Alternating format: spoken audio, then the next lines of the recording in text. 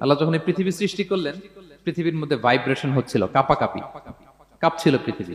আল্লাহ পৃথিবীর কাঁপাকাঁপি বন্ধ করার জন্য এই পেরেকের মতো পাহাড়গুলোকে পৃথিবীতে ঠুকে দিলেন, কাঁপাকাঁপি বন্ধ হয়ে গেল। এই দৃশ্য দেখে ফেরেশতারা বলে, ইয়া রাব, হাল মিন খালকিকা আসাদ্দু আলাল জিবাল। আল্লাহ, পাহাড়ের এত শক্তি, পৃথিবী কাঁপতেছিল, পাহাড় আপনি ঠুকে দিলেন, পৃথিবীর কাঁপাকাঁপি বন্ধ হয়ে গেল।